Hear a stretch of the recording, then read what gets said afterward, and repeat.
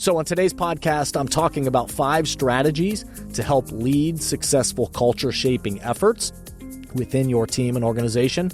These aren't the only steps, but they are, if they are missing, it's hard to stimulate the kind of progress you want. So if you want to have a strategy to successfully shape culture, stay listening and we'll dive into this more. Welcome back to the Thermostat with Jason Barger. If you're currently on a commute, a walk, or just a micro break in your day, glad you're making time to step back, to think, and to reflect on the next steps on your journey. I've never been more convinced the best leaders and team cultures in the world are the ones that make time to step back, breathe in good oxygen, and calibrate their thermostat. I hope today's conversation leaves you feeling grounded and inspired. Now let's dive into today's topic to engage our minds and hearts in order to authentically lead and create compelling cultures wherever we are in the world. Hey everyone, it's Jason, and welcome back to the Thermostat Podcast. Wherever you are and however you're coming to the podcast today, welcome in. So glad you are here. We're in Season 9. We have well over 275, maybe even close to 280 episodes now. So wherever we are, wherever you are, glad you're here. If you're new to the podcast, again, I invite you to go back and check out some past episodes. So many great topics, so many great thought leaders that have joined me on this pod.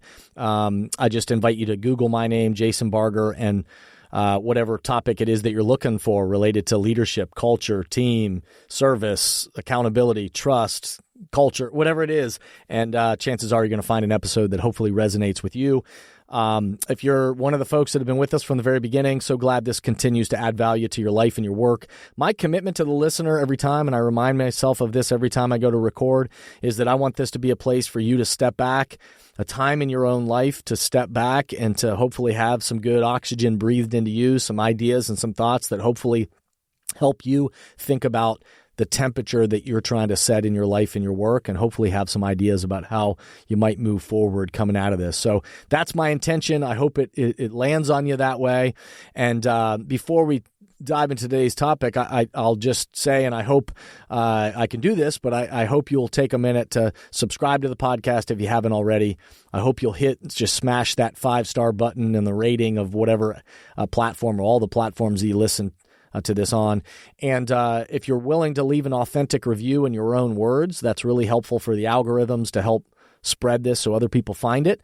And then lastly, every time you share it. So if there's episodes that resonate with you, share them on social media or share them with your team or colleagues or friends or across your organization. Say, hey, here's an episode we ought to listen to and then talk about together. Those are all the ways in which this continues to grow and spread. And I'm grateful for everybody that plays a role in that. Thank you so much. Culture shaping is not a drive-thru experience.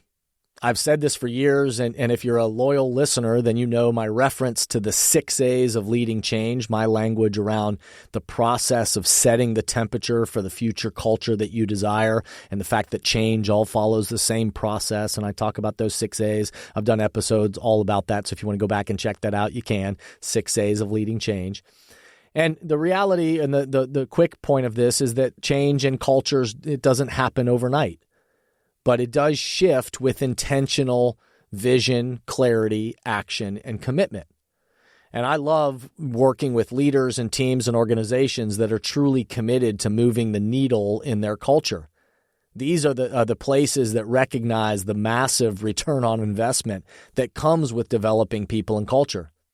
And these are the places that end up retaining more of their great people and attracting talented people when, most organizations have a shortage of people or are looking for good people. And these are the places that increase morale and performance at the same time. And if you missed recent episodes that I talked about the opportunities organizational cultures have to be shelter for their people, I hope you'll check out that episode, because I'm really talking about the role that I see organizations, the opportunity they have to care for and create cultures for their people that's bigger than just our companies, but really for our world. And today I want to give some reflections and observations from my own experience doing this work within organizations across industries and share my insights. But also I want to react to and respond to a recent Forbes article that was titled "Company Culture Matters More Than Ever in 2025." A Forbes article that titled Company Culture Matters More Than Ever in 2025. We've always, especially in this podcast, we've always already known that company culture always matters more than we think, and certainly within 2025. But this article is great affirmation and acknowledgement of what is happening right now within organizations across industries in our world.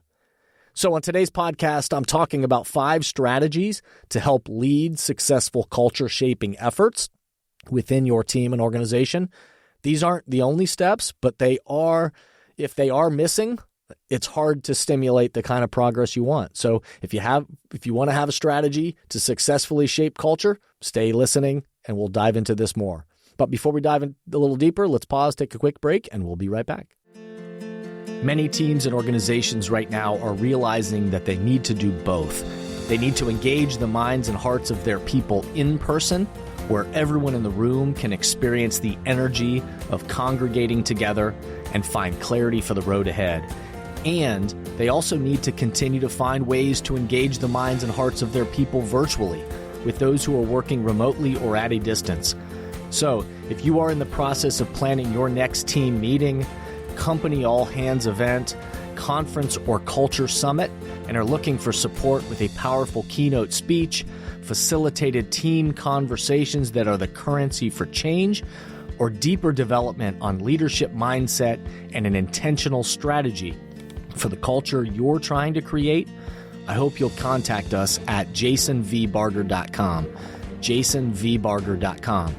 It is my privilege and our honor to partner with great people to provide support in these areas. We want to breathe oxygen into your leaders and throughout your organization so you can set the temperature you want for your culture. We look forward to connecting with you soon. I hope you'll contact us at jasonvbarger.com, jasonvbarger.com. It is my privilege and our honor to partner with great people to provide support in these areas. We want to breathe oxygen into your leaders and throughout your organization so you can set the temperature you want for your culture. We look forward to connecting with you soon. So I'm responding to an article from Forbes by Tracy Lawrence, a great article that she wrote recently titled Company Culture Matters More Than Ever in 2025. And I'm bringing my own insights, my own experience within teams and organizations across industries, and certainly I'm going to provide my own reflections along the way. But I do want to share some elements from this article because Forbes is claiming that, again, things that we already know here, but is great affirmation and acknowledgement that company culture matters more than ever in 2025. And so, the article says things like this. It says, although most leaders recognize the importance of organizational culture in driving business performance, many struggle to truly understand their culture and implement effective change when needed. And with the new year promising both growth and uncertainty, fostering a healthy workplace culture will be as critical as ever, and organizations navigate a rapidly evolving landscape, widespread burnout, resource constraints, and other challenges. It says, in this demanding environment, organizations can no longer afford to let their cultures evolve passively or cling to outdated norms. Success in 2025 and beyond requires actively shaping culture to align with strategic goals instead of allowing it to develop by default. I love that quote from the article. My reflections on this, and I'm going to go through a number of the things that they share in this article, but my reflections on that first part is, I'll just say that developing people and culture has always been critical to any successful entity. And I absolutely agree that the times we're in right now make this work matter as much as ever. All the workplace statistics tell us that if people are not connected and engaged in your organizational culture, they will go elsewhere. They want connection. Our people want connection. They want leaders they trust. They want to share in the creation of your culture, and they want to be a part of something greater than themselves, and they feel like they are an important piece of that future movement. And if they don't, they will go somewhere else. And so I absolutely, this idea that it matters more than ever resonates with me. So some other things from this Forbes article, and they give their list of top 5 culture shaping strategies, and I'll comment on each of these based on my own experience leading successful culture shaping processes and initiatives. I'll give my response to their list, but I think there's some good stuff on this list. So the top 5 culture shaping strategies that Forbes shares is 1, start with an honest assessment. And the article says, begin by deeply examining your current culture and understanding its origins. Leadership personalities and behaviors often shape culture, and what worked in the past may not now be hindering progress. Use both quantitative data from surveys and qualitative insights from interviews and focus groups to uncover the root causes of cultural norms. My reflection on this idea of starting with an honest assessment, I absolutely agree with this. This is one of the things that we do when we work with teams and organizations. We refer to this as taking the temperature. That if we're going to shift the culture or help shape the culture into the future, we need to know the current temperature. So we take the temperature, and it's very important in our 6A process that I referenced earlier. That the first A is assess.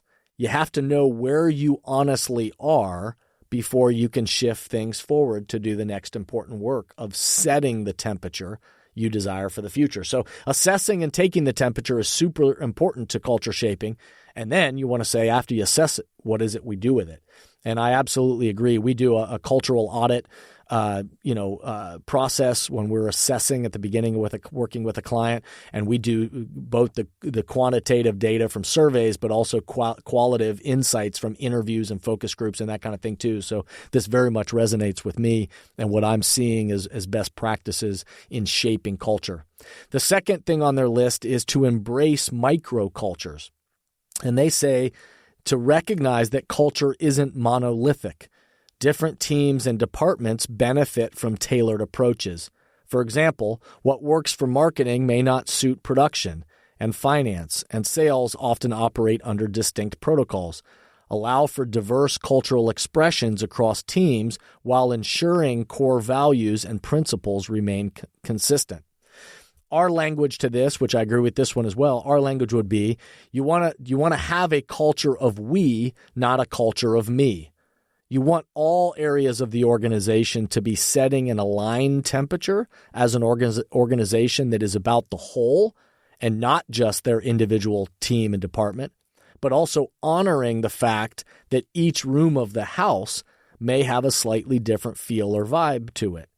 It is still a part of the main house and aligned temperature for how we do things. Again, back to that reference they made of all the core values and the principles stay the same. But the kitchen might have a slightly different vibe than the living room. And across an organization and across departments, that absolutely is true.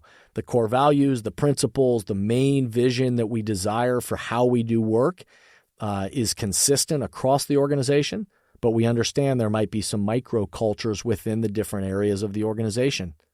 The third thing in culture shaping strategies that Forbes identifies is they say address burnout systematically. And they say with burnout at critical levels, which again, we know that from many statistics that people have been burned out, leaving jobs, all of that at record numbers. The level of disengagement within organizations is at the lowest point, or I guess the lowest level of engagement over the last decade at least and beyond. So cultural transformation must prioritize employee well-being. A thriving culture must build trust through transparency, foster psychological safety, and encourage open conversations about workload and capacity. Preventing burnout is not only about being a responsible employer, but also about ensuring organizational resilience. I love this point because this is huge right now, and what I'm seeing across workforces and my own experience, again, in helping develop leaders and cultures across industries, is that, we know the statistics around, my reflections, again, would be that we know the statistics around only 23% of employees say they trust their leadership and future direction. That comes from Gallup. And many things in the world are causing outside pressures that make inside environments not feel very psychologically safe. We work with a lot of teams around having effective, courageous conversations aligned with the culture that we're aiming to create in the future. We're doing a lot of work around building of trust and resilience so that we, again, can navigate our way through the challenges. So I absolutely believe that we've got to address this kind of disengagement and burnout in a systematic and intentional way. The fourth thing that Forbes brings up on their list of culture shaping strategies is align leadership and communication. And this one may seem obvious, but it absolutely is a part of the process. They say that what Forbes says is that leaders who communicate a compelling vision for transformation are nearly 6 times more likely to succeed in culture change efforts. Conversely, disconnects between leadership behavior and stated cultural goals breed cynicism and resistance. Ensure that leaders not only endorse but embody the desired cultural shifts. Again, I'll affirm this one for sure with my own experience and my own recommendations and insights and observations across industries. I'll tell you that culture initiatives can't be add-ons or separate from the leadership teams. Leaders need to be engaged, growing, and developing themselves, and must be aligned in the temperature they're setting for the organization. It doesn't mean any human is perfect, but they've got to see that their leaders are bought in and they are walking the talk. If they aren't breathing good oxygen, if the leaders aren't breathing good oxygen into the rooms they enter, then why would they expect others to do the same? And so I love working with, to support leadership teams and align and bring together those teams. And this is obviously hugely important if you're going to have a successful culture shaping effort, is you got to have your leadership team in alignment and then buying in and engaged in what that intentional process moving forward looks like to go engage and cascade messages further throughout the organization. And lastly, the fifth thing that shows up on their 5 culture shaping strategies from Forbes is they say measure what truly matters. And they say that develop metrics to track the progress of cultural transformation. Combine data from regular surveys with quantitative insights to understand not only what is happening, but why. Monitor key indicators such as decision-making processes, conflict resolution patterns, and idea flow. These metrics should tie directly to strategic objectives and guide continuous improvement. In my words, in my reaction to that is, because culture shaping isn't a drive-thru experience, you have to stop every once in a while and take the temperature again. And make sure you are anchoring, that's the sixth A in the 6A process. You have to anchor the cultural vision into how you hire, how you onboard, how you do performance evaluations, how you identify emerging leaders, and how you're going to help them develop intentionally moving forward. Manager trainings and developments and coaching, all of those things help anchor the type of culture that you want. And so you got to not only measure how are you doing with these things, but then what's our proactive strategy to develop that culture moving forward. So as I think about these 5 elements that Forbes talks about, of starting with an honest assessment and embracing microcultures and addressing burnout systematically and aligning leadership and communication and measuring what truly matters, I also think about these quick just reminders and checklists if you're trying to lead a successful culture shaping strategy and process. Is one, you have to define the culture. Yeah, what is the culture that you aspire to rally people around to create? You have to listen to your people. You have to seek ways, again, for that assessment to listen to people and take the temperature of the people around you so that you can then set a temperature in the future. You got to be willing to have courageous conversations. And one of the things we do with many of the teams and organizations is we help develop and coach them on how do you really have effective, courageous conversations so that we can talk about the things that we ought to be talking about.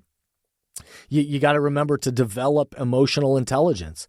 And so, again, one of the things we see is you got to have an active strategy of how are we helping people understand what emotional intelligence is, and helping people better understand their own emotions, their own strengths, their own challenges, and also to recognize and understand those things in the people around them. And so helping people leverage and harness the strengths of the people on their team is huge. And lastly, again, you have to be able to define what true leadership is. And so you got to be able to show, what does servant leadership in this kind of bottom of the pyramid leadership, what does it look like in action and behavior? That it's not about coercive power and authoritative barking out orders and getting people to do what you want, but it's about coaching and developing and helping them see a mission and be committed to a mission greater than self. So those are some of the things that help us have a successful culture shaping strategy. And I'll just remind us that all of us, we are ambassadors for the cultures and the life and the culture that we want to create together. And we get to help shape it. But the culture shaping matters more than ever within organizations today. So as always, I'll leave you with a couple of questions to ponder about today's episode. What is needed most right now to move your culture forward? Is there a clear vision from the leadership level? Is there a cultural strategy and plan in place? And do you have a partner to help guide you forward on this journey?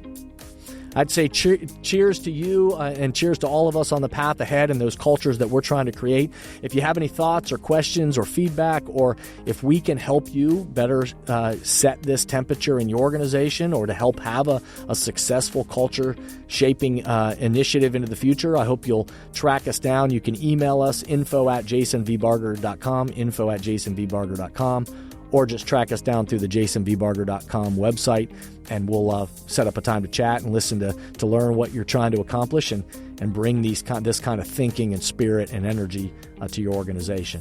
So thanks for everybody out there who rates the podcast, subscribes, reviews it in your own words, and also shares the messages with the people around you. That helps amplify these messages even further into the world, and I hope today's episode got you thinking in some great ways. Lastly, I'll just remind you to step back, remember, be a thermostat, and breathe good oxygen. Thank you for listening to today's podcast, and I hope the messages and questions stimulate positive change along your path.